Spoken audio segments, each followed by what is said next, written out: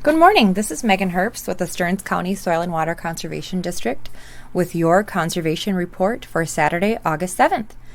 And the first thing I would like to talk about this morning is the upcoming Manure Demo Day at the West Central Research and Outreach Center in Morris. And that's going to take place this Tuesday, August 10th. And the day will be broken up into a morning and afternoon session, with the morning session consisting of a recertification training for commercial animal waste technicians. And that's going to include lunch. And in order to cover the costs associated with the training, the fee for the morning session is $10. Space is limited to the first 100 people for that commercial animal waste technician session. This is going to be the only in-person recertification workshop of 2021 for those professionals. And the session will begin promptly at 8:30 in the morning. Similar to past recertification workshops, it's going to include a program update from Minnesota Department of Ag. MPCA will have a permit update. There will be information on manure application timing, calibrating manure spreading equipment, and tips for minimizing soil compaction, and then finally a safety walkthrough. Again, similar to past CAWT recertification trainings, attendance is going to be monitored by the Minnesota Department of Agriculture, and please bring your license with you. Now, that being said, that's the morning part of the training. The afternoon part of the training, or of the field day, I should say, is free and open to the public, and that's going to start at noon. So kind of following that morning commercial animal waste technician training.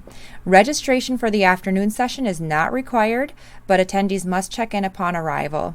And there will be in-field demonstrations that are going to start around 1 o'clock, and there will be exhibitors and vendors on site to answer questions and provide product information.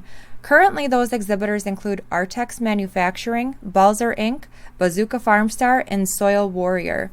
The field day is organized by the University of Minnesota Extension, Minnesota Department of Agriculture, Minnesota Custom Applicators Association, as well as the Rock County Soil and Water Conservation District and the Stearns County Soil and Water Conservation District.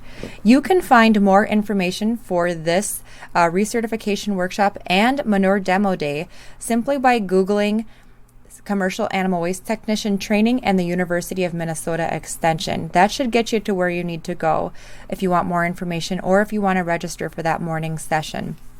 Again, that is taking place at the West Central Research and Outreach Center in Morris this Tuesday, August 10th, and we hope to see you there. Secondly, as everyone is very well aware and has been aware, we are in a statewide drought, with all of Stearns County remaining in a severe to extreme drought. And the following information is from an article that was written by NPR staff on August 2nd. After one of the driest Julys on record in parts of Minnesota, the drought conditions affecting the region show no signs of letting up to start the month of August. And that's exactly what we did not want to hear, right? In the Twin Cities, the Minneapolis-St. Paul International Airport ended July with just 0.87 inches of rain for the month, more than 3 inches below normal. Since June 1st, the airport is nearly a half foot below normal rainfall. St. Cloud, Rochester, Duluth, and International Falls are all between 3 and 5 inches below normal rainfall since June 1st. And last week's U.S. drought monitor showed more than 3/4 of Minnesota is still in a severe extreme drought. There's really no indication of widespread rain coming in the next few days. There have been reports of wells running dry in parts of Minnesota. Crops are stunted by the lack of rain. Pastures are drying up, and some farmers are running out of hay to feed their livestock. And so some rivers, including the Mississippi River and St. Cloud, are running at or near historic lows. And some lake levels are also dropping.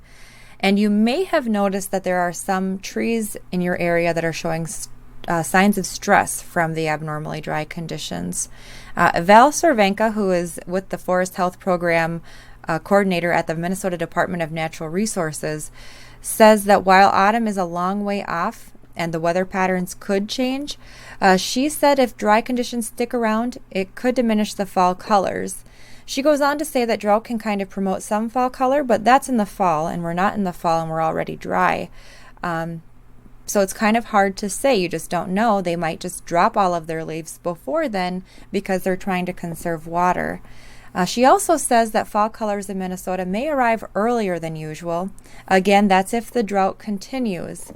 She says even if the overall fall colors display is muted, she said there will always be pockets of more vibrant leaves. And as for trees that are showing signs of drought stress now, there are obviously leaves changing colors already, and some leaves that are dropping, or some trees that are dropping their leaves to save moisture. Those drought stressed trees can also be more susceptible to insects and disease. The good news is that for the most part, trees around Minnesota should be able to get through this drought as long as it doesn't extend into multiple seasons. Val Cervenka also says that in general, most trees, if they haven't already been stressed for several years in a row, they're able to bounce back from a year of this kind of weather. They can bounce back from just about anything if it doesn't go on year after year.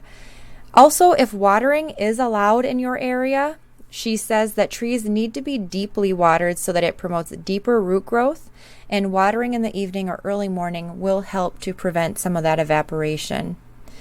And so all of this is obviously no news to us. We know we're in a drought. We're hoping to get out of this drought. We would like to see groundwater levels bounce back, of course. And to quote my dad, we will get just enough rain for the yields to be just good enough to not qualify for crop insurance. So from someone who has been through all of this a time or two. But let's all continue to pray for some more much needed rain. And that's about it for me. Have a wonderful weekend. This has been Megan Herbst with the Stearns County Soil and Water Conservation District with your Conservation Report.